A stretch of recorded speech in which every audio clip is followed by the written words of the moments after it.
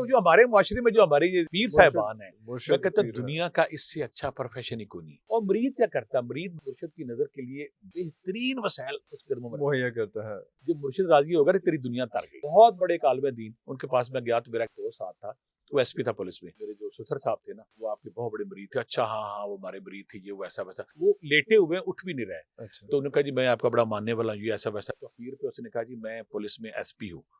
वो जो हजरत एकदम उठ के बैठ गए, ओ चाय लाओ, फलान लाओ, ये लाओ, वो लाओ। उनके पास 5 ना मुख्तलिफ किस्म की यहाँ बेलें लगी हुई थी। तो जब वो बेल बजाते थे अंदर पता चलता था कि वीआईपी का नाश्ता है, नॉर्मल नाश्ता है, किसका है। जो बेल बजती थी ना उसके लेवल का खाना टेबल पे सामने आ जाना सारा। आने वाला अगर कोई मिनिस्टर है, कोई जर्नल है, कोई ब्यूरोक्रेट है, तो उसके मुताबिक होना।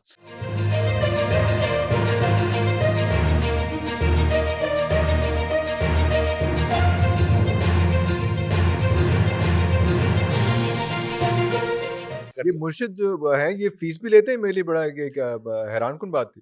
इरफान साहब बड़ी प्यारी आपने बात की। आप हैरान हो जाएंगे कि जिसको ये तलब लगती है ना तसव्वुफ की, रूहानियत की, फ़ुक्र की, दरवेशी की, वो ये जुनून, ये पागलपन, ये तलाश उसको इतना पागल कर देता, कहता मेरा सारा पैसे ले लो, मेरी दौलत ले लो, मेरा सरमाया ले लो, मेरे वसाइल ले लो, जो कुछ मर्जी ले लो, मुझे वो कतरा दो। नहीं वो तो कर रहा है, लेकिन लेने वाला जो है वो फीस चार्ज कर रहा है। हाँ, अगली प्रॉब्लम क्या है, फीस वो खुले अल्फाज में नहीं लेगा, हिडन तरीके से लेगा। अब मुर्शिद क्या देखता है, मरीद तालिब क्या देखता है कि फलां तगड़ा बंदा मुर्शिद के पास है, उसको खास तवज्जो मिल रही है, खास ध्यान मिल रहा है, खलवत में उसको मौका मिल रहा है सारी, वो खास तवज्जो, खास ध्यान के लिए वो भी फिर ऐसी सर्विसेज देना शुरू कर देता है। अच्छा अच्छा अच्छा अच्छा अच्छा, तो फिर तहाइफ ये तो आम हो गया। जो जाहल है जाहिल है। वो पता है, वो पहला मजाइल आप ये मारते, जब भी आपने मेरे पास आना है खाली हाथ नहीं आना, जब भी आना है। जब भी आना ये है। पहला नारा इनका है, पहला मेरे पास आना खाली हाथ नहीं, कुछ लेके आना है।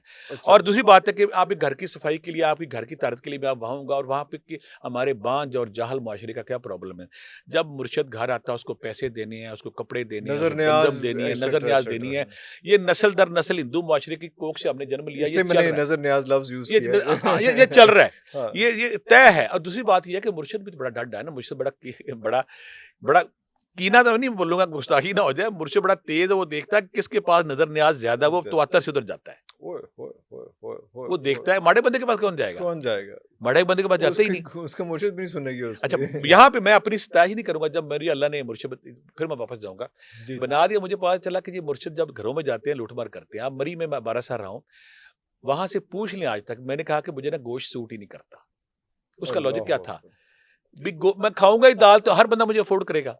मैं मशहूर हो गया दाल वाला पीर। दाल वाला पीर, वाह वाह वाह। ये पहली दफा टर्म आई वहां पे मरी में, सारे लोग कहते थे यार दाली वाला पीर है वो। नहीं तो मुरगन गजाएं चल रही बुरगज़ाए, बकरे, मछलियां, फलां। आपने कहा नहीं, मैं कहा मुझे गोश्त सूट ही नहीं अवॉइड करता। फिर अब ये भी सच है कि रूहानी सफर में था, मैंने गोश्त खाया भी कम। उसका लॉजिक ये थी कि माड़ा मंडा मुझे अफोर्ड कर सके। अब भी जब मुझे कोई दावत देता, मैं जान ही कहता हूँ कि मैं वेजिटेरियन हूँ, लेकिन मैं सारा कुछ खाता हूँ। लॉजिक उसमें क्या होती है, मेरे सारे आज उनको राज खुल जाएगा।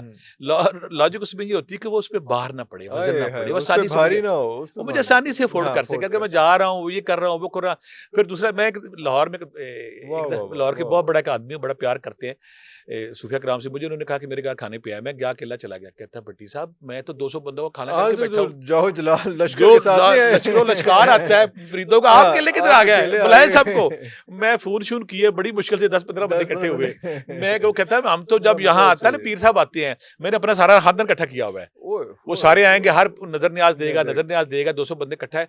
इनके हमारा मुआशरे का जो अलमिया है, हमारे मुआशरे का जो बांझपन है, this is simple, this is common, ये कॉमन है, ये नई चीज नहीं है। हाँ ये कॉमन है। तो जो हमारे मुआशरे में जो हमारे ये जो पीर साहिबान है, मैं कहता दुनिया का इससे अच्छा प्रोफेशन ही कोई नहीं। उसकी वजह क्या है, उसकी वजह है कि ना इन्होंने रिटायर होना है। हाँ, रिटायरमेंट तो इनकी है ही कोई नहीं। दूसरी बात, आप दुनिया का बेस्ट कपड़ा, दुनिया के बेस्ट फ्रूट, दुनिया की बेस्ट अंगूठियां, चीजें, खाने छाने वो आपके पास हैं। देसी मुर्ग से नीचे इन्होंने खाना क्यों नहीं, शेर उसकी हिरन की टांगे आ रही हैं, फलां बटेरे आ रहे हैं, फलां आ रहे हैं, फलां। और मरीद क्या करता है, मरीद मुर्शिद की नजर के लिए बेहतरीन वसाइल उसके कदमों में मुहैया करता है।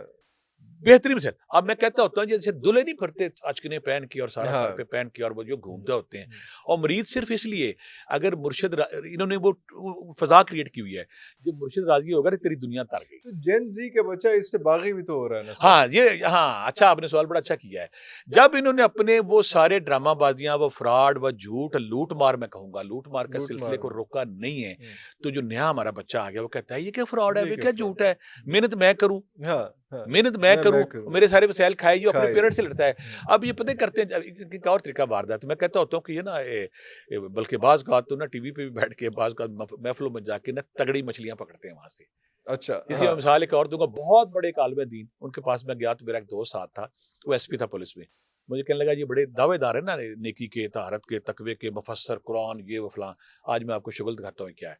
मैं कहा ठीक है। उनका आपने बताना नहीं कि मैं एसपी हूँ। अच्छा हम गए, वो जो पाकिस्तान के टॉप 5 में से आलिम दीन थे, हम्म, लेटे हुए अंगूर खा रहे हैं। वाह हम वाह पहुंचे जब बड़े आराम से, उन्होंने कहा जी ये आ गया, फलां आ गया, फलां आ गया। उन्होंने कहा जी मेरे वालिद साहब, मेरे जो ससुर साहब थे ना, वो आपके बहुत बड़े मरीज थे। अच्छा हाँ हाँ, वो हमारे मरीज थे, ये वो ऐसा वैसा।